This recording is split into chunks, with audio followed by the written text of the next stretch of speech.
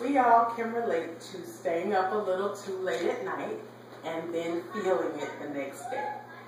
Feeling the tiredness and the moodiness that can make it a little difficult to navigate through your day. So today I would like to bring to your attention the effects of sleep deprivation in children and give some suggestions on how to prevent this. Sleep deprivation affects everyone from time to time, but if it becomes consistent, this can have a negative impact on a child's overall well-being. Sleep deprivation occurs when a child doesn't maintain a healthy amount of sleep on a consistent basis. And this then can lead to negative responses in the child. And such responses are hyperactivity and or irritability, which according to an article that I read in the International Journal of Psychophysiology can lead to a misdiagnosis of ADHD. Also, in an article that I read on the Better Health Channel website, they stated that not paying attention in school is a sign of sleep deprivation. Moodiness and poor nutrition are also signs of sleep deprivation, and the poor nutrition was also noted to lead to childhood obesity. So now that we know what sleep deprivation is and some of the negative effects it can have on children, let's take a look at some ways that we can prevent it. So, maintaining a consistent bedtime routine is the most helpful way to prevent sleep deprivation. So let's take a look at a few tips. According to an article that I read on kidshealth.org, they suggested that knowing how much sleep your child needs is very important. And in the article it stated that children can need between 9 to as many as 14 hours of sleep a day. And so it is worth investigating to see what is a proper amount of sleep for your child at their age.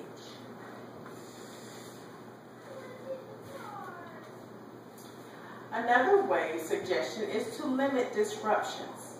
And so that would mean limiting any type of extracurricular activities or sports or any outings that you may go to to make sure that they do not disrupt your child's bedtime routine. So making sure you arrive back home in time for the child to prepare for their regular routine. And also once you're home and you know that the children are preparing to go to bed, then you want to make sure that you limit the disruptions in the home to ensure that the children are still able to settle in and go to sleep. So that would include maybe turning off your TVs or any electronic devices just to limit the disruptions in the home. Another very obvious suggestion, but one that I know I have overlooked, is just knowing when your child is showing signs of tiredness. And that could be from just showing a simple yawn to realizing that your child is no longer paying attention to you. And in that instance, you would then want to begin your bedtime routine possibly a little earlier, instead of extending it to the point that the child becomes even more overtired. So that night you may want to give the child a little extra time for sleep. So hopefully you found these suggestions helpful and giving you ideas of how to provide a healthy sleep routine for your child. So in closing, by knowing what sleep deprivation is and the negative effects it can have on children, and then seeing some suggestions on how to prevent sleep deprivation, this would make you more aware of the importance of a proper and consistent sleep routine for your child. And also by making a few necessary but small changes, this would help promote a healthy, vibrant, and happy child. And thank you so much for listening to my speech. And at this time, does anyone have any questions they would like to ask? Yes. Okay, what's your question? How much time does a toddler at the age of 3 and 4 need? Okay, how much sleep does a toddler about age 3 or 4?